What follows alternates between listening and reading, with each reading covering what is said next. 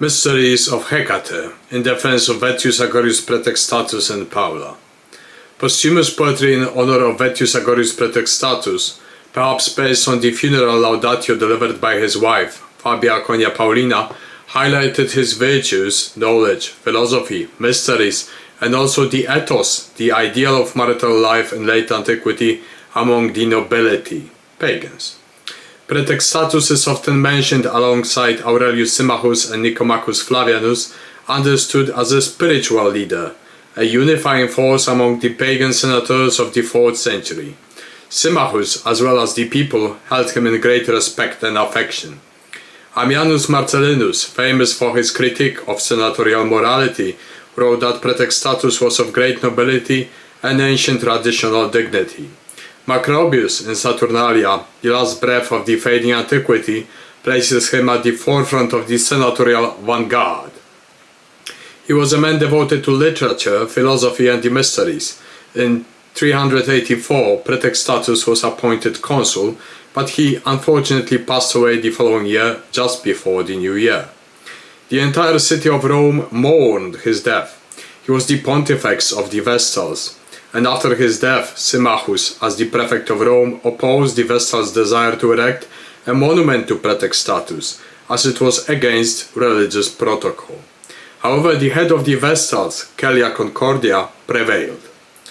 This man can be placed in the overwhelming superiority over vile attacks of San Jerome, who in one of his pathetic letters countered Paulina's Laudatio Funebris with a slanderous letter, saying, "Now he is dead. He did not reach the heavenly palaces as his pathetic widow pretended. He is cast into disgusting darkness." In this way, he opposed pagan immortality of noble people, trying to steal the heavens for the zealots of the Galilean sect, namely the Christians. In a letter to the Christian woman Jerome, the female's name was Leah and another Paula, San Jerome, in typical Christian vulgarization and reversal, performed a simple act, slandering the opponent, diabole, reversion, distortion, and glorification of his own group over all others. The noble virtues of Paulina and Praetextatus surpassed those of Christians, but as with every Christian attack, the content did not matter, but who endorsed it. If good was associated with paganism, in the eyes of the Galileans, it was necessary to change the nomenclature, defile it, and then imitate it by signing it with the religion of their Jewish God, no matter the great cost to those involved, and also no matter the detriment to the common good of the society. Paulina was not an ordinary woman. She was a priestess initiated into the Eleusinian mysteries, the Lernaean mysteries as Laerna, the mysteries of Dionysus and Demeter, as well as the cults of Isis as Ziaka, Hekate, Hierophantria, and Magna Mater, Taura Boliata. In these, Praetextatus was a witness before the deities, taught her the rites, as well as the theology of the cults, and prepared her for a worthy, valuable initiation into the heavens. Hekate is known primarily as the patroness of witches and sorcerers, or those practicing Goetheia, but it is often overlooked that this is just one of her aspects, namely that of physis, the abyss. Physis is understood not only as matter, but also as chthonic, plutonic, underground, shadowy aspect of earthly, planetary, lunar and cosmic abysses of cosmic hells. Historically, this aspect was the one emphasized in antiquity until the evolution of Hekate as a Neoplatonic goddess, who in Chaldean oracles of Julian the Theurgist serve as an instructor to the high prophet along with Apollo, the sun god. As anima mundi, Hekate, the soul of the world in the tripartite aspect of Epipurgidia, the great tower, the axis of the world, which fills not only the world of physis with its presence, but also the ethers and the divine transcendent fire, which can be compared to the third teletharchic world above the sun, counting from Proteus monad through the second teletharchic universe to the world beyond the suns, Ion's Hyperion, below which are the phenomena of the generated phenomenal world, and of which Helios in the solar system is the visible manifestation as our home star. This is perfectly laid out in the Theology of Arithmetic by Iamblichus. The intermediary between worlds in the Neoplatonic theurgical view is Hermanubis, the syncretic Hellenic Egyptian hybrid, combining two powerful forces into one connector, concentrated in this form. Therefore, we will treat Hekate as the soul of the world, who in the Chaldean oracles plays a soteriological but also cosmogonic generative role, embodying all souls throughout the universe. She is portrayed in Masonic works, camouflaged as three hairs running around each other on some churches and cathedrals, often mistaken for Christian Trinity. This camouflage was required from the 5th to 6th century Anno Bastardi, as statues of Hekate were destroyed and replaced by the slut from Levant, Mary. This desecration was initiated by Saint John of Apocalypse, or John of Patmos, persecuting the cults of Artemis, attacking the temples of Artemis Dracaina, a form of Hekate, as well as tormenting and harassing, ordering the murder of priests and philosophers and priestesses, her devoted initiates. In essence, the text of St. John of Apocalypse was aimed at Artemis, the great harlot, and the dragon of Artemis Dracaina, which was her chthonic symbol in the aspect of physis, as well as Emperor Diocletian. The reach of this narrative outlasted Diocletian's policies, and Jewish apocalypticism against the Romans was transferred to the Christian fantasies about the end of the world.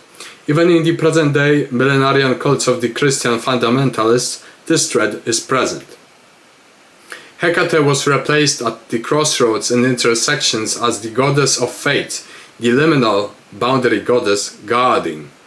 She was replaced with the Levantan Mary that raped Jewish girl, the mother of Jesus. It was unbearable for Christians that Hekate, or Magna Mater, would carve her way through the ages, but precisely these three chasing hairs symbolized the three phases of the moon, as well as the tripartite division of Hekate's soul of the world. Since souls fled the world of physis, or matter, of earth, the first stop was Selene, which in ancient Attic Greek meant the island of the blessed, the moon. One had to break free from the iron grip of the chthonic dogs in nature and the violent demonic races of Hekate physis. It was a test and an ordeal, while Artemisian bow symbolized harmony among tension and opposition, as we find in the Antro Nympharum. A perfectly balanced nature and soul, attuned to the blessed sleep, and the arrow was the soul of the master or a mistress who sought to higher heavenly spheres, gathering the crowns of the whole, so-called, in the dragon.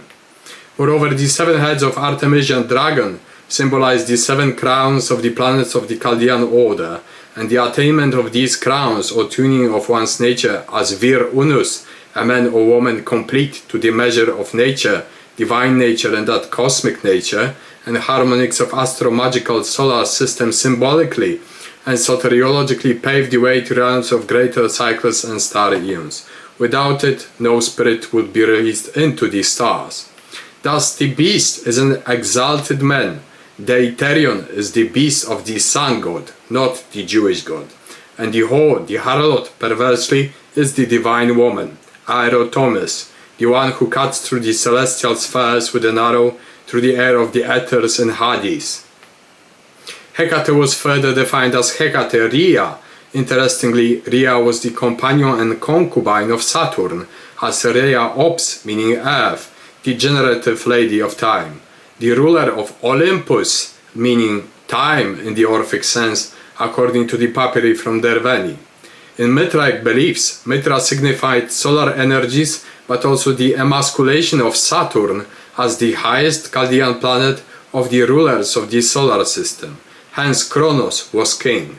The Ionic cycles of time, which in the conjunction of Sun-Saturn also had a strange convergence with the cult of Orion Abraxas Osiris Serapis, the Ptolemaic Serapis.